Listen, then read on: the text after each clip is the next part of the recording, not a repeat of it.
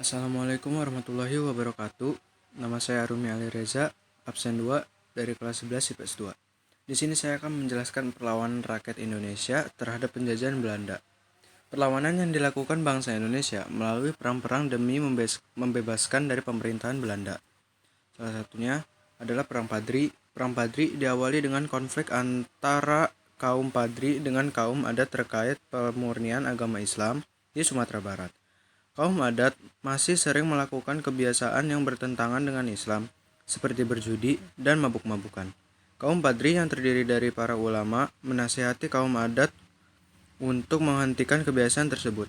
Kaum adat menolaknya, sehingga terjadi perang yang berlangsung tahun 1803 sampai 1821. Perang diakhiri dengan kekalahan kaum adat.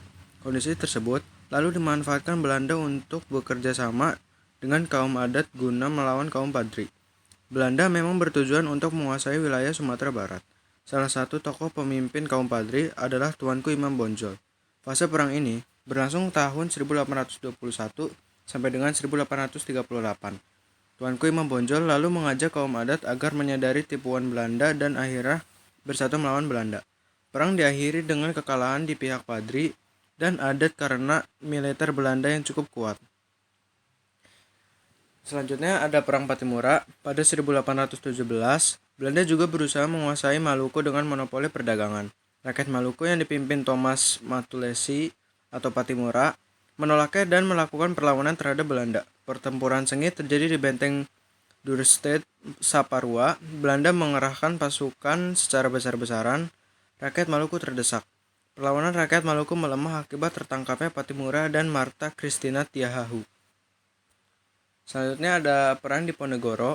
Perang Diponegoro adalah perang terbesar yang dialami Belanda.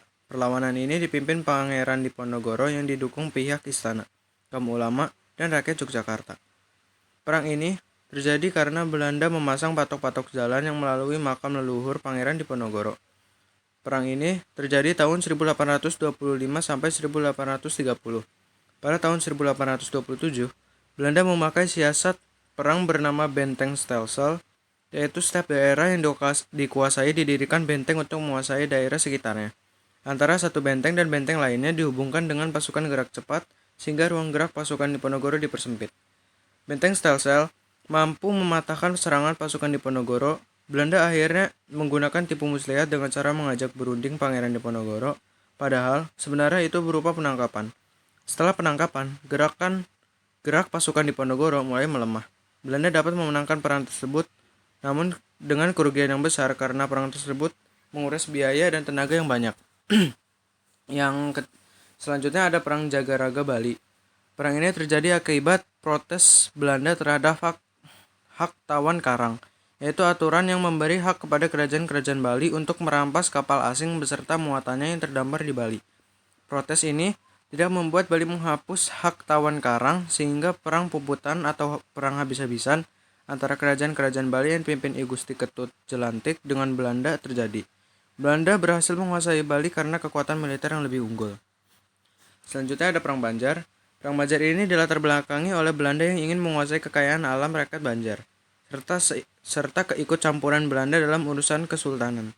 Akibatnya, rakyat yang dipimpin Pangeran Hidayatullah dan Pangeran Antasari melakukan perlawanan terhadap Belanda sekitar tahun 1859. Serangkaian pertempuran terus terjadi hingga Belanda menambahkan kekuatan militernya. Pasukan Pangeran Hidayatullah kalah, karena pasukan Belanda lebih unggul dari segi jumlah pasukan, keterampilan perang pasukannya, dan peralatan perangnya. Perlawanan rakyat Banjar mulai melemah ketika Pangeran Hidayatullah tertangkap dan dibuang ke Pulau Jawa. Sementara itu Pangeran Antasari masih melakukan perlawanan secara gerilya hingga ia wafat. Ada Perang Aceh. Perang Aceh dilatar belakangi Traktat Sumatera pada tahun 1871 yang menyebutkan bahwa Belanda bebas meluaskan wilayah di Sumatera termasuk Aceh. Hal ini ditentang Teuku Cik Dititro, Cut Mutia, Teuku Umar, Cut Nyadien, dan Panglima Polim. Belanda mendapatkan perlawanan sengit dari rakyat Aceh. Rakyat Aceh berperang dengan jihad sehingga semangatnya untuk melawan Belanda sangat kuat. Untuk menghadapinya, Belanda mengutus Snoek Hortgrunsch untuk meneliti budaya dan karakter rakyat Aceh. Ia menyarankan agar pemerintah Belanda menggempur pertahanan Aceh bertubi-tubi agar mental rakyat semakin terkikis. dan memecah belah rakyat Aceh menjadi beberapa kelompok. Selanjutnya ada perlawanan rakyat Batak. Perlawanan rakyat Batak dipimpin si Singamangaraja 12. Latar belakang perlawanan ini adalah bangsa Belanda berusaha menguasai seluruh tanah Batak dan disertai dengan penyebaran agama Kristen. Si Singamangaraja 12 masih melawan Belanda sampai akhir abad ke-19. Namun, gerak pasukan si Singamangaraja 12 semakin menyempit. Pada akhirnya, si Singamangaraja 12 wafat ditembak Serdadu Marsose dengan Belanda dan Belanda menguasai tanah Batak. Sekian dari saya. Terima kasih. Wassalamualaikum warahmatullahi wabarakatuh.